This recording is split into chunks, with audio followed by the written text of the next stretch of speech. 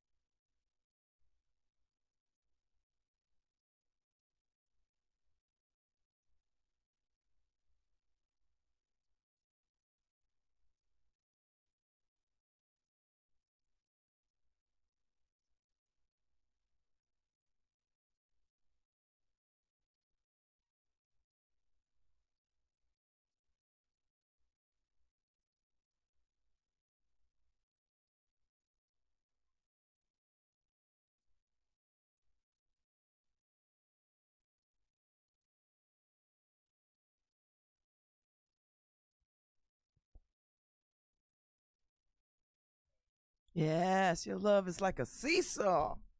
They don't make them like that anymore. Yes, my voice is gravelly. All right, so let me tell you how this week. Ooh, I need some coffee. I have coffee. I got to drink some because my voice is spit, baby. You'd have thought I was on tour this weekend. I did a lot of talking, a lot of drinking, a lot of partying. I am not a rock star. I don't even know why I'm trying to pretend I am, because I am not. So Friday night, we went to Amoy's for Jazz Week kickoff, which was really nice. You know, Jazz Week kicked off at Amoy's, but it was hella busy over there. So busy that folks who was just there to eat helped out. We had customers waiting tables, busting tables, bringing out food, clearing tables. It was all hands on deck.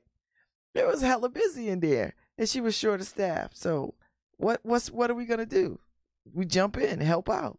So it was good. So we had a good time. The music was hot. Phil Brown was in his element. He had his drum set, the whole thing, and had some fellow musicians accompanying him. So it was great. I had a good time at Amoy's. That was the day. That was Friday night. Friday night. Oh my God, we drank so much wine, and then we had the nerve to drink some more. I think we went over to Michelle Turner's house. I think she has to remind me. I don't remember what we did on Friday. After we left Amoy's, I think we did that. And then Saturday, I went over to Cave Vin, which is my other second favorite place, to see Dick DeMaria. To see Nick DeMaria.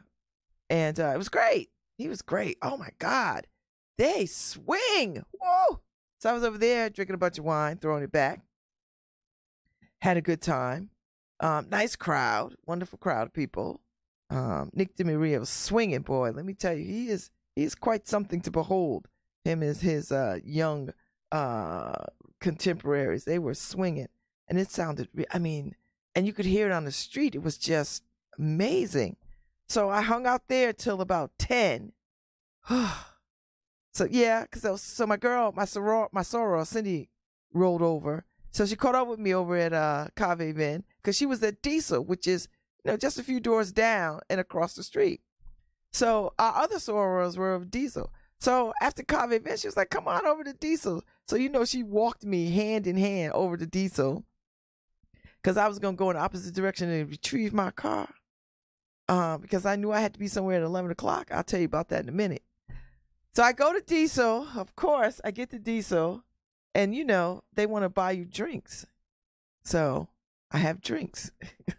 I have one drink at Diesel. I think I have some, what did I have? Some Black Label. So I had a glass of Black Label. And then I bounced. Okay. So I hung out with Dee and Cindy and Marcia. We at the bar. Hanging out. Murphy is bartending. So it was nice to see people. I hadn't been in there in a while, so it was great. They were doing some football thing. So they had the music jam, they had a DJ. It was fine. So I stayed in there for about a half hour. Then I got in my car, went home, took a shower, and had to make my way over to Literary Happy Hour, which was, the theme was love, big love, juicy love. So it was over at, it was in the downstairs apartment of Ife's house. So that kicked off at 11 to 2. So it was, people doing good poetry and singing, and it was just so hip and cool. And so I did my piece with Jay Sun, which was this piece out of Erotic Noir called Hot Misses. He was Michael and I was Letitia. And so it was this story between these two, back and forth through letters. And so we took turns. We choreographed the way we're going to read each other's parts. I was Letitia, he was Michael. And so he read all the Michael letters, and I read the Letitia letters. It was wonderful. I thought it was really good. A few glitches, like the lights went out because they were on timers. Lights went out. And then Ife interrupted us with, clocking the time. So I had to get past that. But it was great. People loved it. It was well received. It was fun. It set the tone. It was good to see Hanifa because I hadn't seen her in a minute. It was a wonderful night. then so many other people got up and did their thing. Terrence did a poem. Terrence was supposed to be my original partner. Then he thought he had other things to do, but then he ended up coming anyway. So, but it all worked out. Benita did a couple of Pablo Neruda poems that were beautiful. She did them in English and Spanish because that's how she rolls. And it was just beautiful, beautiful, beautiful, beautiful. And then let's see what else. Another sister did a poem. A sister did an excerpt from her play, a reading from her play. So that was really good. There was some singing. Salwa, the beautiful Salwa, Mubaraka Ibrahim's daughter, was there, and she sang. There was a couple of singers there. The African sister who I saw last summer in the park. I want to say her name is Thabita, something like that. I saw her yesterday at the Delta Lobster and Crab Fest. But anyway, she sang, and she was magnificent. She sang beautifully. So, and another sister, this other sister got up there and said, I'm like, what is going on? And all this ish is for free. But the piece de resistance for me was Andrew. Andrew got up there and gave us a little thing about Audre Lorde's What is Erotica versus Pornography. So he really gave us a good sort of definition of what that was. And he was beautiful. And then he recited his poem from memory. He stood up there and he recited this beautiful poem. Now, he's white, Jewish, blue-eyed, white-haired man standing up talking about brown body underneath, the way she moves, and brown nipples and the whole thing. And it was magnificent. It was as if I saw him for the first time. And I was so moved I could barely speak to him after that because I was so moved by that. He was so beautiful in that moment. And I thought, wow, here's this man. He just took this whole poem. And then he gave his book to a friend, Thomas, who was Ayana's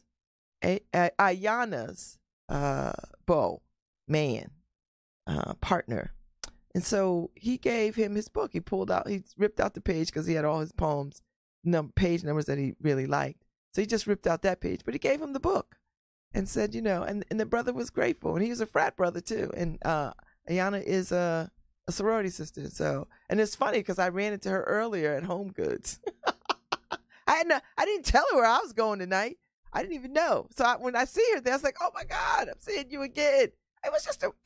Listen, this is how I want to live my black ass life. Just doing that kind of stuff. Ife just put out some good food. We had good liquor. It was cool. It was nice. People showed up. People were in a good mood. People was feeling right. People were it was very black, but it was very encompassing of everybody. I felt like Harlem 1940. It felt very Harlem, like very neo soul kind of thing. And everybody was in good spirit and good voice. And I just had a good time. So it ended, I guess it ended at 3 because we didn't leave Ife's house till 4:30 in the morning. I'm talking, our girl Baljeet is back from the UK. She was there. Dr. Deco Muhammad was hanging. And she did a Somalian poet. And she's so unassuming about who she is, which always, freaks me out because she's such a badass, right? Like she's holding down a whole damn country. I'm just trying to hold down a household with ratchet children, but she's holding down a whole country. Like, what, girl? What? So we were all there, all of us, the squad. So we rolled out of there about 4:30 in the morning. We were still drinking tequila at 2, 3 o'clock in the morning. God. So we rolled out of there, 4:30. Lord, Lord, Lord. Although I think we should have more nights like that because that really was sublime. Ife, that was really good. That was some good ish right there. But anyway, so I get up Sunday morning because now here we into Sunday, right? I get up on Sunday to be at church at 10 because my son is getting a scholarship from my Church of the Redeemer on corner of Whitney and Cold Spring. So we went there. So my church is not long. It's like an hour 15 if you add in fellowship hour, coffee hour. And then after I left church, I got home about 11:30. I got back into bed Sunday. I got back into bed. I get a text from my soror, Cindy. I got an extra ticket for Lobster and Crab Fest. I was like, oh, man. Okay. I was like, all right. I said, what time it starts? She's like, 4. They start serving food at 4:30. All right. So I lay back down to about 4. I get up, I shower. I get over to the Lighthouse Point Park at about 4:45, which was perfect. I get there. It's in full swing. It's a wonderful night, wonderful afternoon. I get there, it's in full swing. The food is off the hook. Cindy had a damn good setup. So, I start down the vodka road. Vodka. And then Michelle Turner over there at her table with her people. She got the good tequila, which I like, because that's what I like. So I'm drinking vodka with a little seltzer and lemon. And then I go over to Michelle. Michelle bring me a little glass of tequila with a little pink elephant charm because I'm a pink wearing Delta. And I just surrender to the day. I go outside. Somebody hands me a cigar. I smoke a cigar. I run around. I talk to people. I drink some more vodka, tequila, that kind of thing. And then I stay there till about 8:30. And then I take my behind home. And I get home at 8:30. And guess what I do? Good night. Good night. And here I am. So I'm telling you, last weekend was the last weekend on earth. It was the last weekend on earth. If it wasn't, it should have been. Whew. Oh my Lord. It was so much packed into this weekend. I don't even know. I feel like I went around the world. Like I felt like I just ran around the world. I don't feel exhausted, don't get me wrong. It's an understanding that you cannot keep up this pace. Like I can't keep up that pace. Although today is more jazz because it's Jazz Week. So I'm gonna head over to Anchor Spa, and I'm gonna catch the first set of the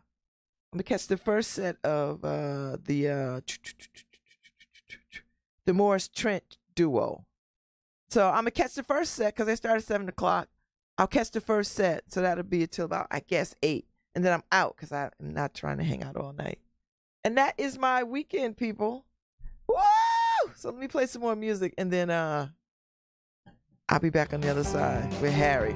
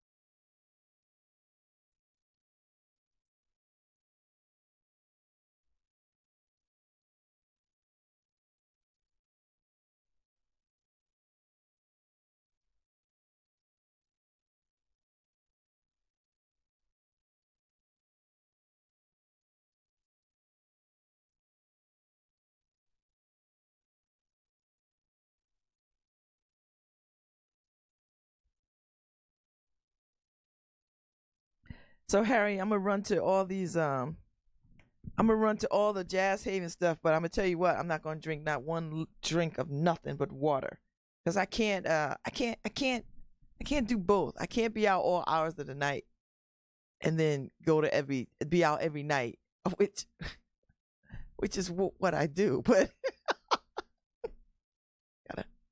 I gotta give something up. You need the fuel though. So I don't know how the water's gonna work out. The water's gonna make you kind of pee. Yeah, pee and kind of drag. The tequila is the fuel. Ooh, Harry, that El Jimador tequila is smooth, baby. I love it. So yeah, this weekend was like the last weekend on earth. The only thing that I didn't get to do, and y'all know what it was, I didn't get to do that. Everything else fell in line, but that. So I don't know. I have to fix that. So I think I'm gonna have to listen. I have to figure this out at some point. So, but it was a great weekend, Harry. It was a great.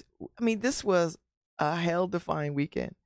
I don't even know how to, Friday at Amoy's, even with the, and I ran into my sorority sister Danny, Dr. Danny Cooper. She was in here. She was on our show. Her parents were in town. They sat next to us, and I gifted them a bottle of wine. And I saw them yesterday at Lobster and Crab, and he just was like, he so enjoyed that Amoy's was overwhelmed and people were getting up to help. He was like, I've never been in a restaurant where people just get up and help. He's like, I enjoyed it so much. I was like, I don't think Amoy enjoyed it, but it was what it was. So he enjoyed it. He said, I was like, I'm gonna come back there. I said, yeah. So we had a good time. It was a good time. So anyway, that's where we are. That's good. You're living life like it's 20 years ago, right? Yes. Are you having more fun now than? I think I'm having more fun now than I did. It was 30 years ago. Because 20 years I've been a mother and a wife. So you got to get past that time. 30 years ago, Harry. When I was in my 20s. And Michelle Turner will correct me because I'm always using 20 years as the window. Harry, 20 years put me at 40. Like 30. I'm like, oh, no. I meant 30 years ago. So, yeah, it was a good time. So tonight, Anchor Spa, Morris Trent duo, and then Ron Lawrence at the Lily Pad over at Toads. So they kind of overlap each other. I don't know if I'm going to make Toads. If I don't drink, I could make Toads. If I drink, I'm not going to make Toads. I can't be an anchor. Can I have a glass of water with some lemon in it? Thank you. On Monday, it's going to be hard. Can I have a cup of coffee? A cup of coffee? Can I sit at the bar and have coffee? They're going to look at you like there's something wrong with you. Yeah, there is something wrong with me. I'm drinking coffee at the bar like I'm an alcoholic or something. Or I'm trying to get less drunk. I don't know. So maybe, I don't think so. I think I'm just going to sit at the bar and have some water and hear some good music. I know. So anyway, Crazy Rich Asians, box office. They won the box office.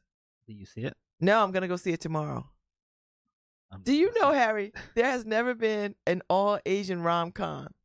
They don't got nothing to compare this to. I mean, can you imagine the last time a movie had an all Asian cast and it wasn't even all Asian was Joy Luck Club. Yeah, I remember that. But is this subtitled or is it? No, it's a big Hollywood. It's English. Yeah, and it's not dubbed. Nope. It was not made in Asia. It was made in the United States. I saw the guy this morning on Good Morning America. He's like, because he was offered way more money to do it like on Netflix. You know how you do it on the streaming services. Yeah. So he's like, no, he wanted Asians to have this feeling of red carpet, screens, the whole thing, an opening thing. And I'm so glad because all these films are showing Hollywood. White folks, y'all got to get up off this thing thinking y'all the only ones that can star in movies and bring box office. You know what I'm saying? These Asians is coming. Black. And it's number one. It's number one. And it's Kevin Spacey's movie he made 127 million, but that's not what they wanted to make more. Ooh. You know, the Billionaire Club. I know, right? You didn't even hear anything about it, right? Because I don't think they want that mess to do good. Because, you know, they made this film with him. You know, you make a film a year ago before all his troubles. Yeah, I didn't know. Anybody trying to go see no harasser? So allegedly, whatever. Well, no, he said yes to that stuff. Oh, he said yes. Yeah, he said, you know, I'm sorry. He's been saying I'm sorry. Oh. I'm like, say sorry, write checks, and sit down for a little while, and then come back strong. People will forgive you, but you got to shut up and stay out of the way. Like you can't be like having these conversations in the press, which he hasn't. You know, he was like, I did it. I'm sorry. And then he went away. So he's trying to be quiet.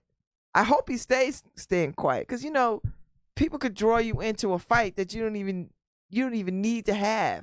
Well, you know, Charlie Rose. You know Charlie Rose. Yes, that other fool. Well, who I admired and wanted to be like. Well, he has like now it's like 30-something women, or maybe more that have come out, but he's looking to do he's looking to come back and do a show on men who harass.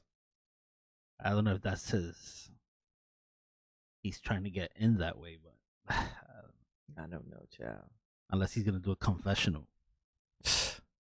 You better talk to Usher. This is my confession. For real. Put some beats to it. You gotta be like Usher though. Usher got a sickness. What? Yeah. He's a sex addict. Is that what that's his thing? He said that. Yeah. Him and Eric Benet. That's what you gotta do. I guess you could. That actually, you put that out there early. Yeah. And then anything that comes afterwards, everybody's like, well, you know he is a sex addict. Oh my God. I think you're right, Harry. Mm-hmm. I think you're right. And so we're going to play some more Aretha Franklin. You're a sweet, sweet man.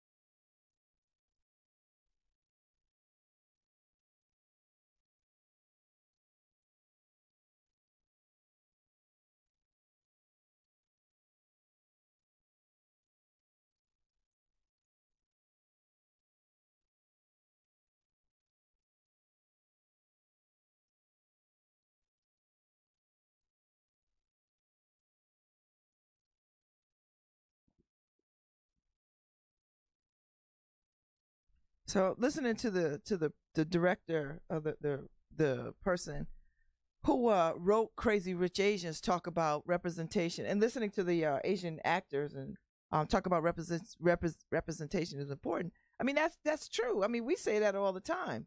I mean, we say it as a community.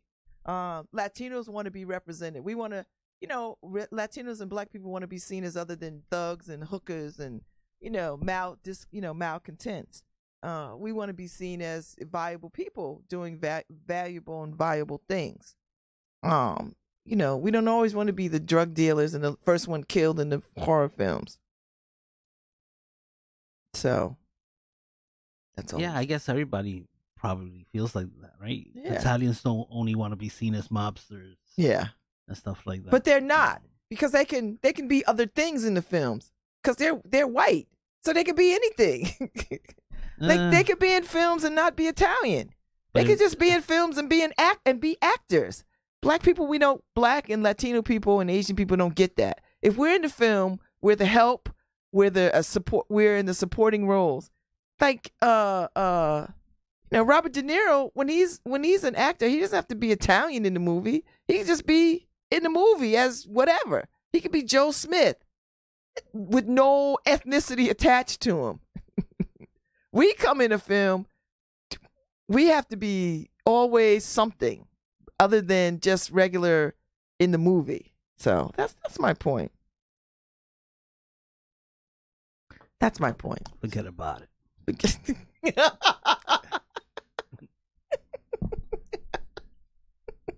You looking at me? You looking at me?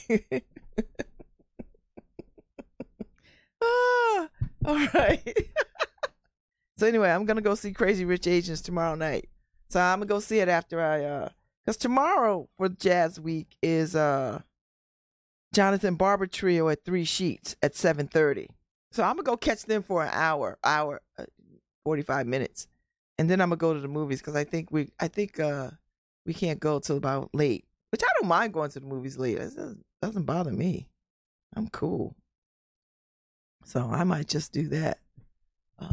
I don't have a problem going to the movies late. I just don't see the point in going to see the movie, but why? You don't like rom-coms? Your wife will want to see it. It's a romantic comedy.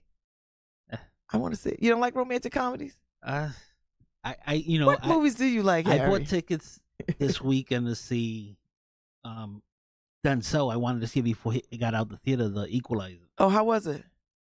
I couldn't go because, my wife is like, you bought tickets for what? For when? She said, for when? Our son's coming over and I'm cooking for him. I was like, oh. All right. So I just canceled the tickets and stuff. So I'm not going to go see nothing. I like certain actors. Basically, I like certain actors. Mm-hmm. I don't go see movies just to go see them. What? I don't. I'm not going to spend my money on movies. Like, what is this called? Crazy Rich Asians? What for? That's like watching Basketball Wives or. Why is that? Like that? It's not a reality show, Harry. It's a full on. That's how it sounds. It's a Cinderella kind of movie. It's about rich Asians. Right. And he's a good guy. He's a Prince Charming. He falls in love with a woman who comes from people who are not rich Asians. But she's Asian. Okay. They're just not rich. But it's a love story. And so it's all that, you meet the family and they're rich, and you're like, but he never tells her he's rich. The whole time he's seeing her, she just thinks he's like her, like whatever, normal, common, whatever, until he brings her home, and then it's like, whoa. So I love a rom-com. So it's just a regular. I'm in a Listen, my life right now is a romantic comedy. I'm having a good time. I met a brother yesterday at the Lobster and Crab Fest. He walked up to me. He was good looking as all get out too. So he's like, so this is what he says to me. And then he got on my nerves. This is what he says. He's like, Are you a celebrity of some sort? So I was like, I'm thinking this is some kind of punchline foolishness. I was like, well, depends on who you talk to. Some will say yes, and some will say no. He goes, because everybody in this room just about. I've watched you go around this room and you know everybody. And I was like, okay. So then he was like, that's all. I was like, well, my name is Babz Rawls Ivy. And he's like, whatever his name. I don't even remember his name, Harry, because that was a great opening. He had my attention, and then he didn't have anywhere to go after that. So I was like, what? You thought it was a line, and maybe he was just curious. He was. Harry, it was just a lie. I just like, I thought he was gonna say something, right? Can I buy you a drink or something? He was just like, okay. And I'm just like, oh. He probably was thinking, if she's a celebrity, I'm gonna get a selfie. That's the way people are these days. I was like, this is the story of my love life right here. If I never saw it before, this is it. Hey, how are you? Hi, how are you? He's like, can I talk to you for a minute? Yeah. Are you a celebrity? I was like, it depends on who you talk to. He's like, because I watched you all the way around this room, and you know everybody. People are hugging you and talking to you. So I was like, well, it depends on who you ask. Some say yes, some say no. So he's like, okay. He saw you work the room. Saw me work the room, Harry. And then that was it. He's like, I just want to get it in. Do you know that person over there? He didn't say anything else. I was like, you wasted some good opening karma. That was a good, listen, that was disarming for me. Because I usually get brothers who, don't have much game like that. That was a good opening. Well, maybe he was waiting for you. Take the other stuff. I'm tired of brothers waiting for me. Harry, I'm tired of, listen, I'm tired of getting the pass and then I got to run with the football. I like a brother to take it all the way to the goal line. Can you just do that? Don't hand off to me.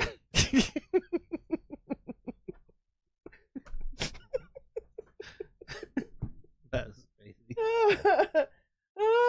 Don't hand off to me. Do it by yourself. She's tired of carrying the team. I'm tired. Listen, flag on the field. Brother, can you just carry this ball all the way to the goal line?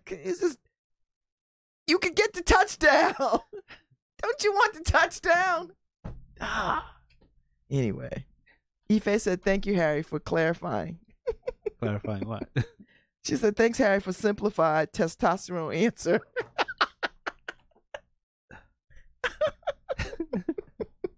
You're right, Harry. Oh, my God.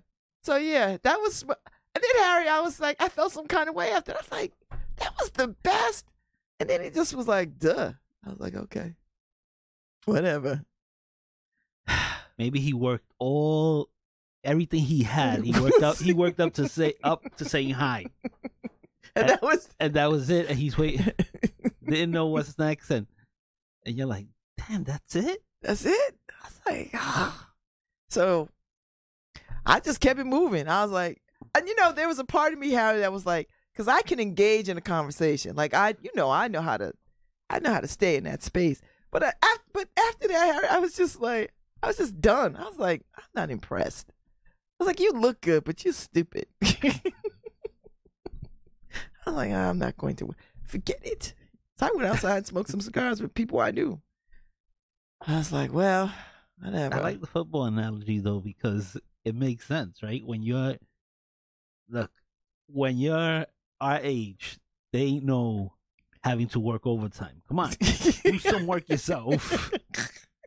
Do some work yourself. Don't make us do all the work here. Right, Harry. Yeah, I think this is what women are tired of. We are tired of doing all the work. Yeah. And then trying to stay one step ahead of these brothers with, maybe if I suggest something we should do, or if I coordinate the outing, or if I think of the date, I don't want to do that. I don't want to do that. I want somebody to come with imagination. Do you know what imagination is? You know what? Babz, meet me at 2:00 over at the park, whatever. And then they got a picnic or something. Or they got tickets to the ballet. Or there's a gallery opening that they want to see. and they want me to go along with. Like, pick some stuff that you like to do that you want to share with me. Not, what do you want to do, Babz? Let me tell you what I want to do. I'm going to go hang with my squad and we're going to get into something. That's what I want to do. So either you have something you want to do and you want to share it with me. That's the way to go. This is what men don't get. This is why men fail at this. What do you want to do? Now, it can't be go to the titty bar and sit there and throw dollars at chicks. I don't want to share in that. Been there, done that, Harry. I don't want to do that. And I certainly don't want to be in a sports bar every date. Do you know what I mean? Mm-hmm. There's sometimes you want to be in a sports bar, kick back some beers, watch a game, whatever. That's fun. Every date, though, Harry. And your boys are there, and they don't got their chicks there. Brother, we not going down that path. You know what I'm talking about? Because I've seen that too. Yeah, that's crazy. I've never understood that, where you take your girl to be with your boys. Hang out with your boys. I'm like, what is that? What are you, 5? Yeah. It's a play date? You don't know how to separate your life? Jeez. I've always thought that. It's like, what is wrong with you? Harry's like, yo, don't separate your life. For real, look, let me tell you. When my boys and I are hanging out, if somebody brings their wife, it's like, what is going on? You can't leave her home? What is it? She has a leash on you or something? What's wrong with you? Or you don't know. Some women want to go with their man everywhere. No, I don't see. I think men ought to have men time. Yeah. I don't want to hang with a man when he's hanging with his boys. Unless it's some kind of thing where they bring in their girls and we just all kicking it. Right. And he shouldn't want to hang out with your girls. Right. It makes no sense. No, it doesn't make any sense. Can someone... No, your man can't come. What's wrong with you? This is girls' night. He don't got no friends. If he ain't got no friends, then you got bigger issues than just hanging out. I'm just saying, Harry. So anyway, we need brothers to be more imaginative. You know, bring us the stuff that you like to do. Don't make me decide the restaurant, the venue, the opportunity. Figure something out. You know. That mess gets on my nerves. It is the easy way out, though. It is the easy way out. What you want to do, Babz? Yeah. I'm going to go hang with my squad. I'll see you. Yep. Because my squad, we know what we do. There's no problem. When I hang out with my girlfriends, you know what happens? We say, you feel like this? Yeah, okay, let's all do that. There's no hardship, right? Torture. It's not do you want to go to a Moy's? Yeah, all right. Do you want to go to Anchor Spa? Yeah, let's do that. You want to go want to go hear some jazz? Yep. You get with a date with some brothers, and it's like, I don't want to do that. I don't know about that. Listen. Deuces. I don't have it. Harry, at 55, I don't got that wrangling in me. Yeah. I don't. I was like, ooh. I was like, well, you know what? You go date you a nice 33-year-old who might be into that. Because I can't help you. I don't want to do that. What do you want to eat? Oh, I don't know. Surprise me. Take me to a Cuban restaurant. Take me to a Peruvian restaurant. Whatever. Something. Yeah. Right, Harry? A cool diner a retro diner would be kind of cool. Don't take me to Applebee's.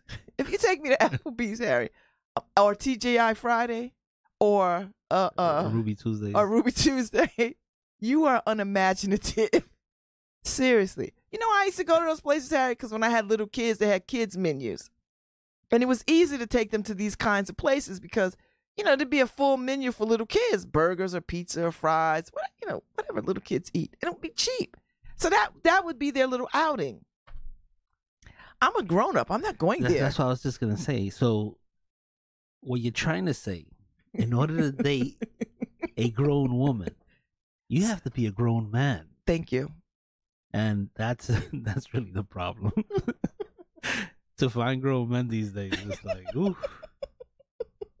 So when I go out with Andrew, who always has interesting things to do, there's never a time because he's into stuff. So he doesn't he asked me to come along, because he wants to share whatever this experience is with me. And that's the difference. He never says, but Babz, what do you want to do when we hang out? When he calls me up and says, let's go do something. He never calls me up and says, let's go do something. He calls me up with a specific thing. Let's go see this play. Let's go see this show. Let's go eat here. He has a plan. He always has a plan. And I know that about him. So if there's something that I want to do and I think he'd be cool with, I call him up. I say, Andrew, January 1st, you want to jump in the ocean? Hey, Babz, love to. Love to, Babz. Cool. All right. So anyway, I guess I got to get out of here. Yeah. I'll be back tomorrow. More Aretha Franklin tomorrow. Because we're going to play it all the way. Her funeral is a 4-day event, Harry, in Detroit. That's so black. I'm so glad, too. And there's a whole debate about who should sing or not sing at the tribute. And everybody is like me, Harry. Let Beyonce walk across the stage and click on an iPad and stream Aretha's music and her images on a big screen at the Grammys, at the Oscars, wherever they're going to do this stuff, BT, because BT is bad for honoring people. And then just let Aretha tell her own story in her own voice. And don't let anybody ruin that. Because I swear to God, if I see Tamar Braxton sing one damn Aretha Franklin song, I don't care if it's in her shower. Wow. I'm going to snatch her a new one. Well, Tamar, you've been hard. I'm too hard on Tamar? Yeah, too hard. I saw what she did to Gladys Knight, Harry. It was terrible. I'll see y'all tomorrow.